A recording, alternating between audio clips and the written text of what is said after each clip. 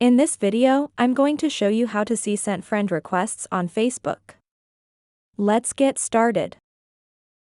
Start by opening the Facebook app. Then, tap the three horizontal lines in the top right corner. Next, in All Shortcuts section, tap on See More button. Scroll down a bit and tap on Find Friends button. In the Friends section, click on Friend Requests on upper right corner. Then tap on three dots icon on the upper left corner and tap on View Sent Requests. In this section, you'll find the friend requests you sent to others. You can easily cancel the friend request by tapping on Cancel button. And there you have it. You've now mastered the art of checking your sent friend requests on Facebook.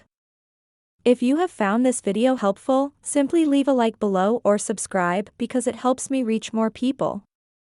See you soon.